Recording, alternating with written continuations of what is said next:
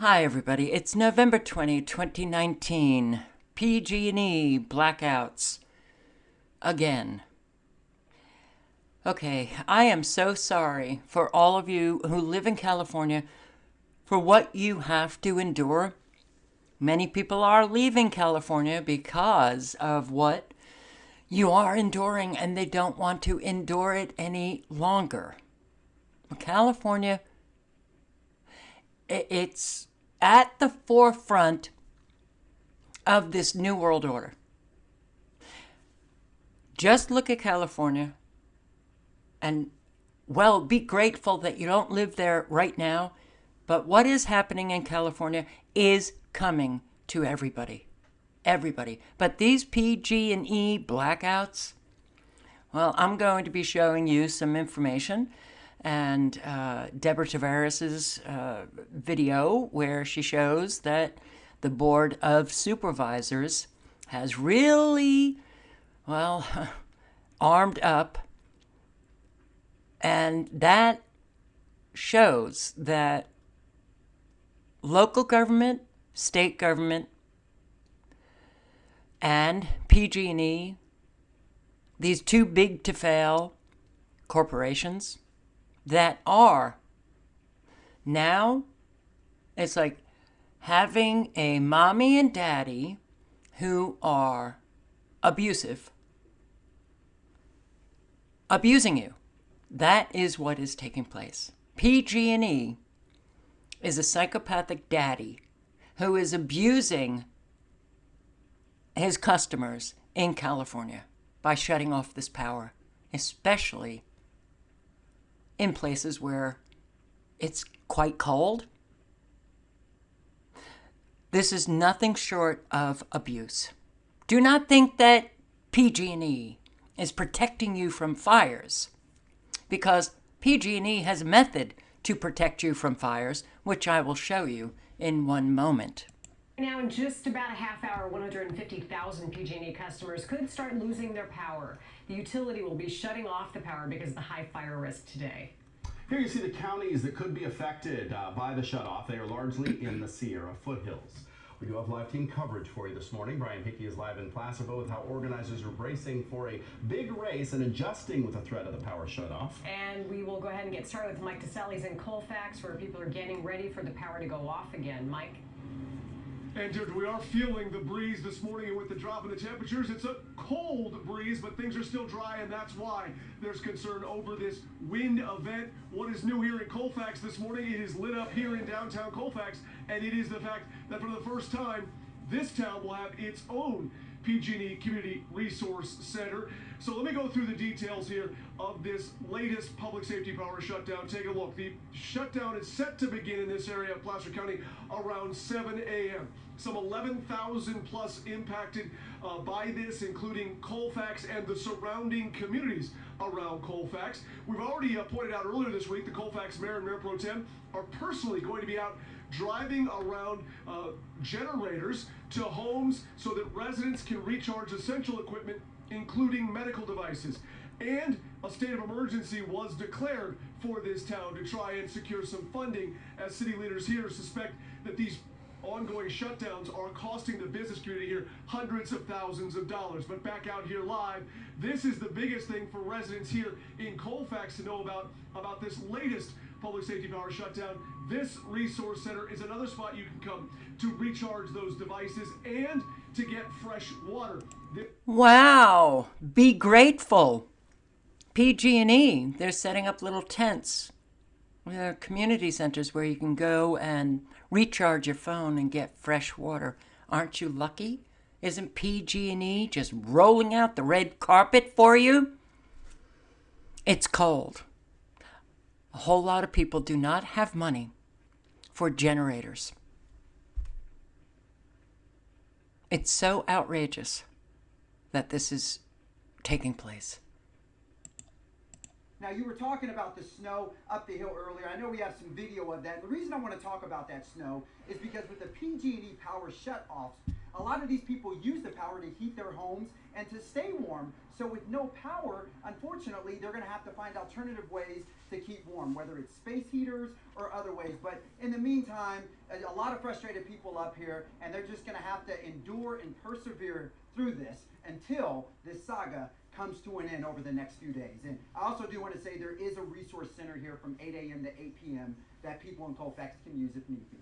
Great point, Kevin. As a matter of fact, we want to point out PG&E is indeed opening community resource centers during the day in places where they are turning the power off. They will be open, as you heard Kevin say, from 8 in the morning to 8 at night. People can go charge their phones, get ice or blankets, and just be somewhere where it is warm. We have a list of those locations on our website.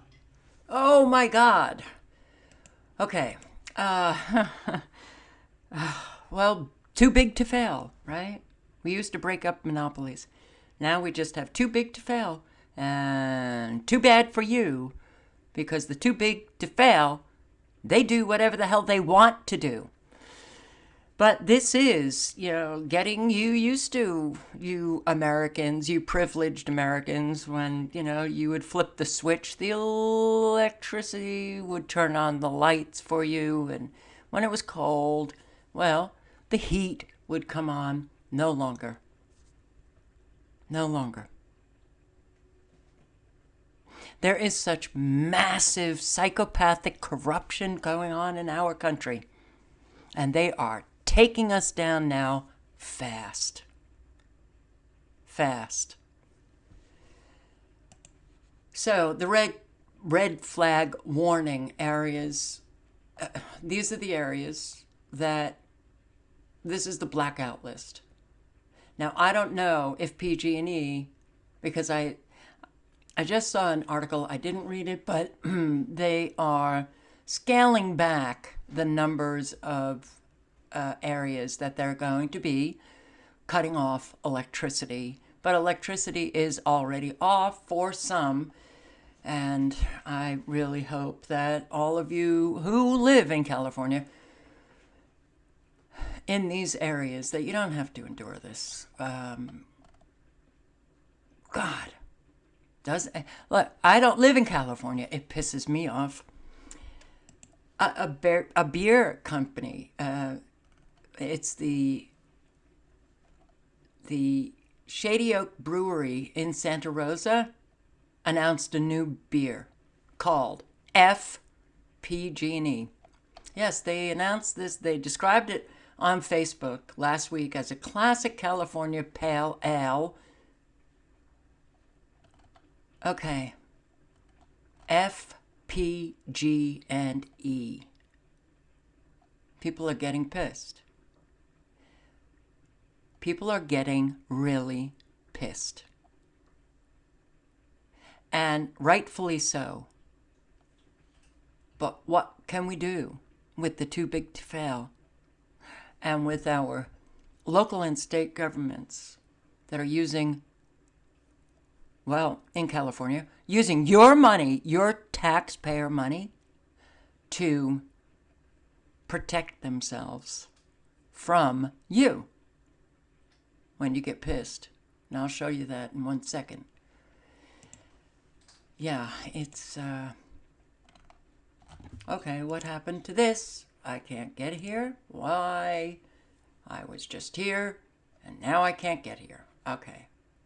Well, this was another article about the blackouts, and people are getting pissed. It's interesting.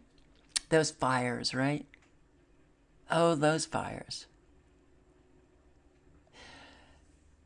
And some of the fires in California over the years have lasted so long, and many of us were posting videos. Hey, do that cloud seeding.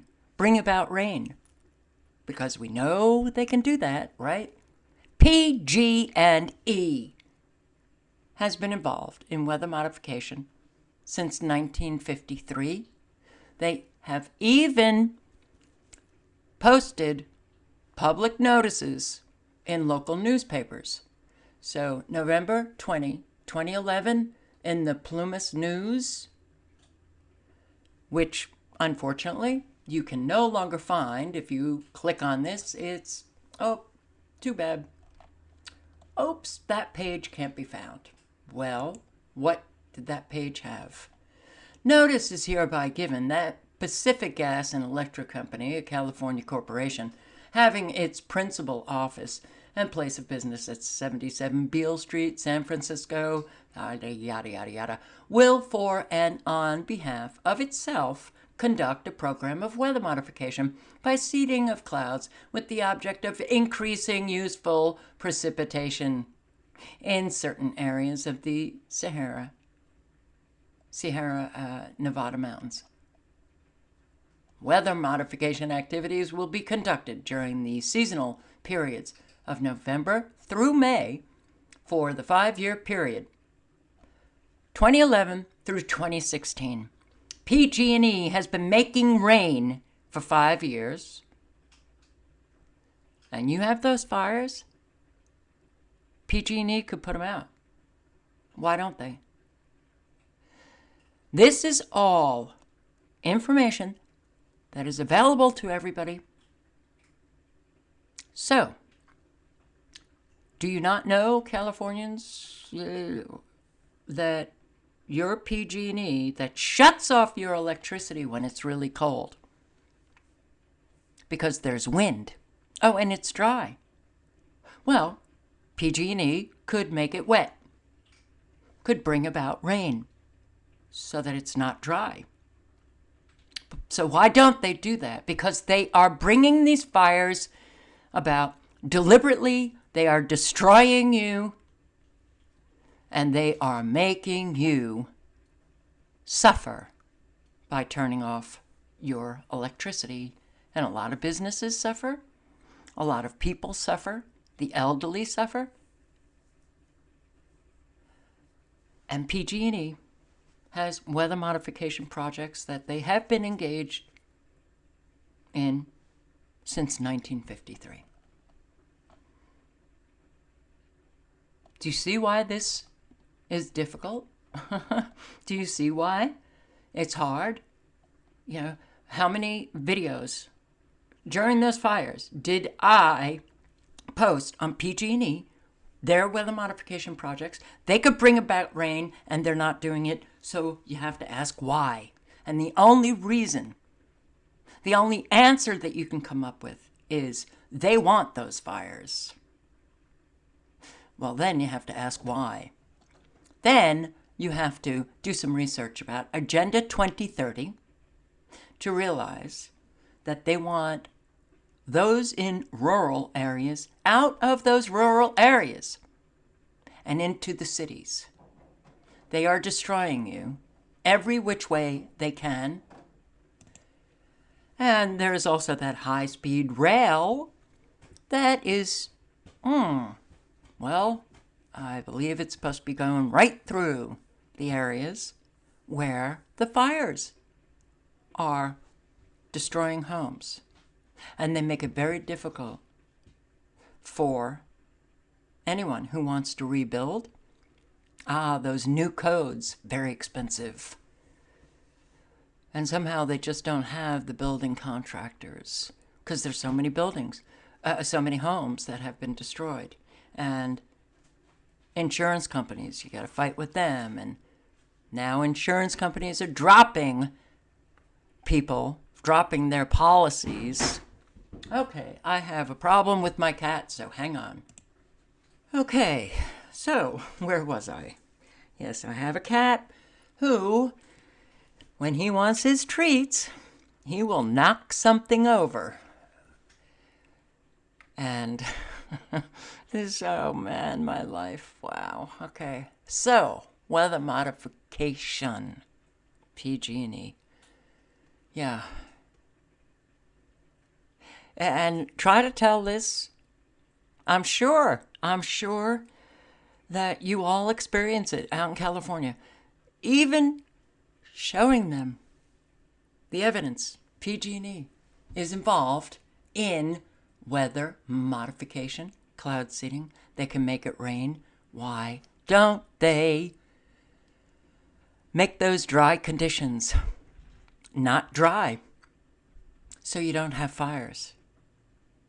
So you can have your electricity on and not endure these blackouts.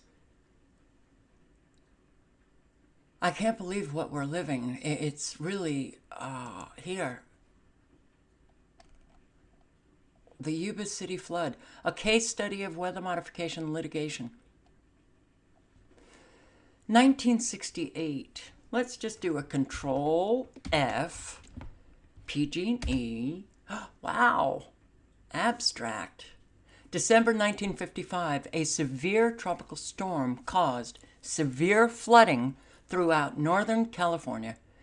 Damage exceeded 200 million.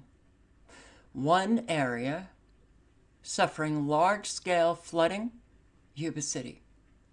The confluence of the Feather and Yuba rivers. The levees broke, and consequent damage was in the magnitude of 65 million. Property owners sought recompense through suits brought in the Superior Court of Sutter County against the state of California, PG&E, and North American Weather Consultants, a commercial weather modification company that has been providing services since 1950. Yeah, okay. So PG&E and North American Weather Consultants, the charge was that they were negligent in the operation of their generators, which had contributed to the total quantity of water produced by the watershed, and therefore were legally liable. And that cloud seeding was ultra-hazardous activities, so that those engaged in such activities were strictly liable for damages. The suit was begun in 1958, concluded in 1964, and the judge ruled that neither PG&E or North American Weather Consultants was liable. However, against the state, the plaintiffs were successful against the state, basing their claim for damages on the doctrine of inverse condemnation, which holds that the state must recompense for damages incurred in the lawful exercise of its powers, the construction of levees. Okay, weather modification is a real thing, and man is controlling the weather. And as you can see, PG&E has been involved in cloud seeding. They make rain. They make rain. Scientists are controlling the weather. Let's see, PG&E. Where is it? Okay, gotta move this. According to PG&E, cloud seeding is taking place in 11 states across the West and Canada. And your Department of Water Resources engages in weather modification. Do you see why this is so bizarre, what we're living? PG&E admits to weather modification. Man-made storm clouds hover over Northern California. Local TV news clip below features Rosalind Peterson, a requested guest for an upcoming tech session. Former Mendocino agriculture scientist. She's now gone. But, yes, it's... Okay, it's easy information. Anybody can access it. Are we living in different realities? Are we living in different realities? How it is that we could not get through to people about PG&E, their weather modification projects. They can make it rain. They don't make it rain. They never talk about that, but they actually have posted public notices in local newspapers about their weather modification projects. Oh, and they were making it rain right through 2016. So I believe you had some fires prior to that.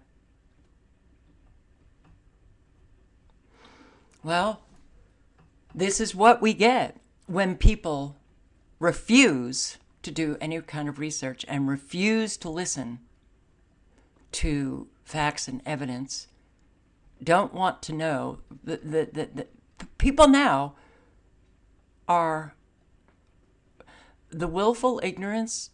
They're proud of it. They're proud. They proudly proclaim their ignorance. So when you have a majority of your fellow residents and fellow citizens who refuse to acknowledge what's right smack in front of their face, refuse to take a look at facts and evidence,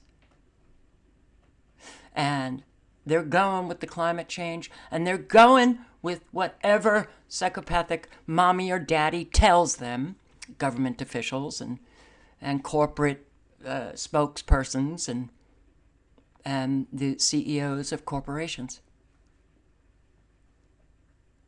You know, it's kind of like the CEO of PG&E. He gets up there, I'm protecting you from these fires, and we have to engage in these blackouts. Then when he walks off the stage, leaves that podium, he could be going to a weather modification meeting. I mean, precipitation enhancement, a resource management strategy of the California Water Plan, California Department of Water Resources, July 29, 2016. Weather modification is a thing that is taking place all over the world, but in California. Let's do Control F. PG&E. Let's see if PG&E comes up in this. Oh, PG&E. Yes, it does. Let's see. PG&E. They've planned a new project on the Pitt and McCloud rivers in Northern California on the headwaters of Shasta Lake. I will link below to everything. There's so much on PG&E weather modification, but let's just bury our head in the sand and not. I don't want to hear it. I'm going to put my fingers in my ears. I like my psychopathic daddy. I like being abused. I like being a kid. Until your home is gone, burned up, or flooded out. PG&E responds to cloud seeding concerns. Posted 2008, updated 2012. With the recent announcement of its intention to conduct a 5-year weather modification program in the Mount Shasta region, PG&E has fielded a barrage of questions and criticisms from concerned Siskiyou County residents. Okay. Another one. Look at this. PG&E adds over 50 new weather stations to advance forecasting abilities, better predict extreme weather and wildfire potential. July 2018. 50 new weather stations. Well, why didn't they just improve their power lines? Because that's where, well, that's the ostensible reason you're given for these wildfires. Why aren't they improving the lines? Why? Because it's all a lie. It's a lie. Oh, they'll increase your rates. That will go on forever. You're listening to lies, and you suffer the consequences then. No electricity for you. Who cares if it's cold? PG&E has set up a tent for you. Okay, Deborah Tavares. Cities caught arming up against the public. What's happening in California is coming to all of us. I'm not going to play the whole video, but you will see Deborah Tavares at a government building for a board of supervisors meeting. And wow, they now have like the TSA style entrance. You have to go through a TSA a checkpoint to get into these meetings. They even put up bulletproof glass. You think government officials are getting a little scared of the public? Have to go through a TSA style check-in. That was never how we could enter these buildings in the past. I want you to see all the monarch butterflies on the window. That building right here. We're going to go in. We're going to show you the reinforcement security check before the board meetings, Board of Supervisors. We're now having to enter a security check zone, as you can see. So I'm going to go into the security right now and put my card in for public comment so you can hear what I'm going to say. So I'm going through the security, and I know you, both of you.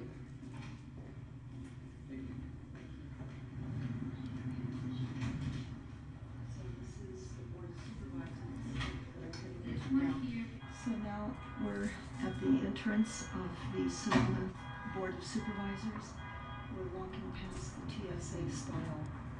We will check in to the Board of Supervisors meeting. This was never here before. You can see right now that the meeting is in process. That is the television in the foyer where if it's overcrowded, you can watch the meeting.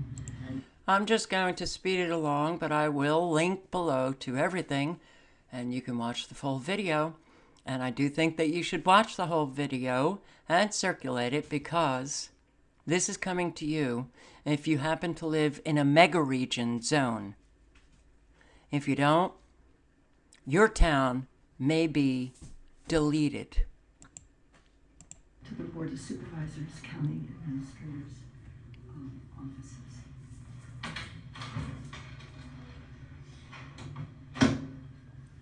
What you're going to see is a man-trap style security system.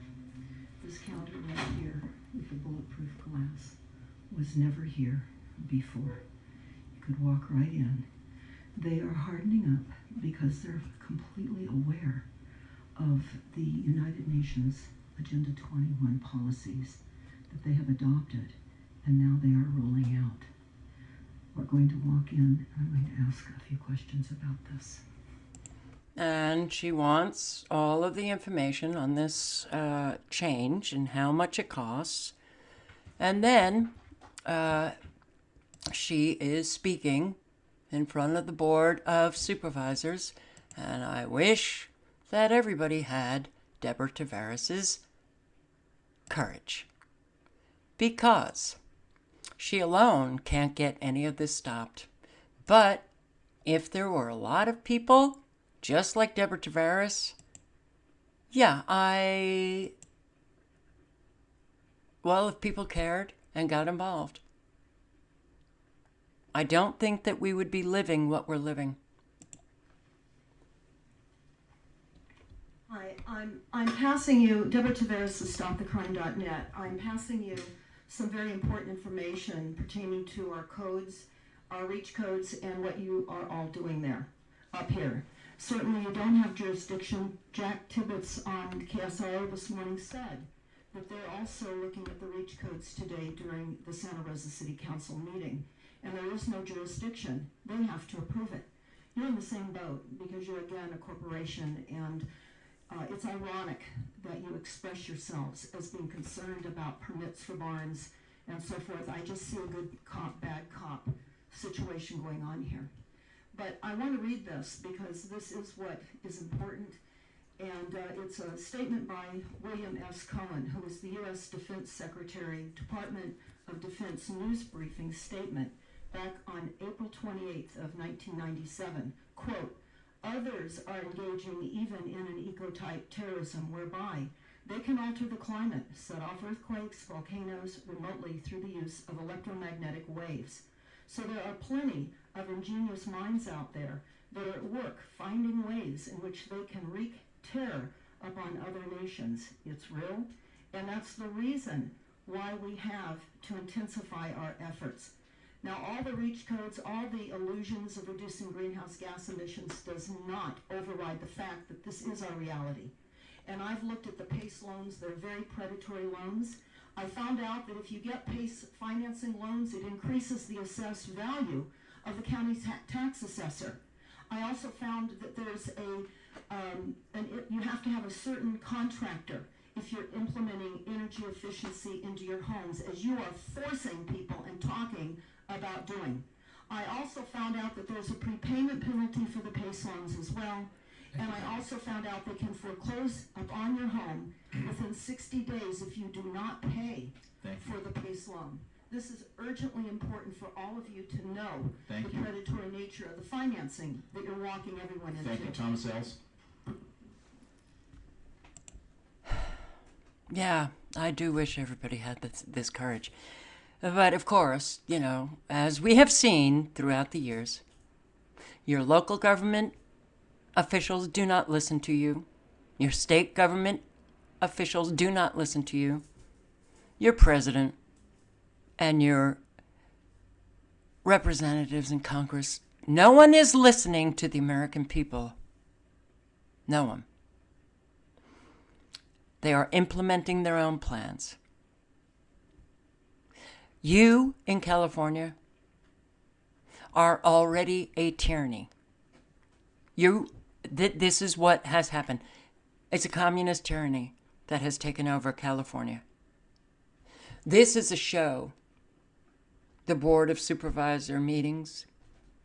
It's a show to let those residents feel like they, well, at least, you know, I said my piece and maybe they'll listen to me.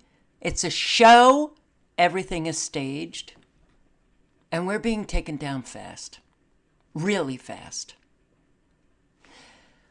And it's so unbelievably sad to be living what we're living. So, I'm going to play a few minutes of this video that I bumped into today. California is dying. Joseph Weiss. California is dying. Listen to what he has to say. California is such a sinking ship. It is crazy right now. 2019, I live in Sonoma, the town, which is located in Sonoma County, which is the county that is, it's one county north of San Francisco. San Francisco is like 30 miles away, south. I have lived in California my entire life. I was born in 1985. I'm in my mid-30s, so I'm on the edge of being a millennial. Still a millennial, but on the edge of it. I'm almost cut off. But yeah, it's crazy what's going on in California. So I thought I wanted to discuss it because I realized that like people who don't live in California, I watch a lot of YouTube, obviously, and I'm kind of tired of hearing a bunch of the crazy stuff that non-Californians say about California because it's actually much worse than you think. If you don't live here, you wouldn't know, so let me just go down the list. Besides the earthquakes and the politics, there are so many factors that are making our state basically a sinking ship, so let's get into it. A quarter of Californians are below poverty. Now, we're supposed to be the richest state in the country, but 25% of Californians live below the poverty level. They're in poverty. A quarter of the state is in poverty. We got 30-something million people, a quarter of the state. Poverty! It's not good. A third of welfare recipients in the country come from California. Now, we're only 12% of the population, yet we're a third of the welfare state. We got the sanctuary city problems, right? That's not good. It's not good to just disregard the law and allow people to break it. Not good. It's not good for society. A problem that I keep hearing people say is over-exaggerated is the human shit in our cities. That is not an exaggeration, alright? If I hear one more YouTuber say that we're over-exaggerating, I mean, I'm not going to do anything, but it's very upsetting to hear because I work in San Francisco, and for the last 6 months, I don't work in San Francisco every day, but I work in San Francisco probably once a week, once every other week minimum for a few days. Every time, 100% of the time I go to San Francisco, I see human shit. All right, 100% of the time. Not 50% of the time, 100% of the time. Now, I only work in, like, the nice neighborhoods. So if I see human shit 100% of the time in the nice neighborhoods, it's a real problem. So if I hear someone say we're over-exaggerating, we are not. People are shitting in the streets. Literally. I was at Pier 39, right next to where the sea lions are. Very famous. This is like a week ago. I look out the window of my car as I'm driving up the pier because I'm doing work there, so they let me drive my car up the pier. It's actually a truck, but whatever. Driving the truck up the pier, I look out the window and I see some guy's bare ass, and he's squatting, and I can see his testicles because he's right about to take a shit. And I looked away because I was like, I can't watch this guy shit, you know? And he's shitting 60 feet away from families who are watching sea lions. This is San Francisco. Our PG&E, or our electricity in California, is twice as expensive as the national average. So what that means is, this month, living in Sonoma County, they have shut our power off for about 7 days, which is like a third world country. They shut our power off for 7 days this month of October. And if you do the math, what that actually means is, even though I didn't have power for 1 week this month, I'm still paying 50% more than everyone else in the country who has power for the full month. So even though I don't have power, my bill is still 50% higher than yours. Normally it's 100% higher than yours. It's literally 50% higher than yours if I lose a week of power.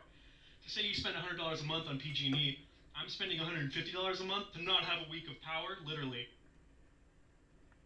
Car registration. Do you know how much it costs to get a car registered in California?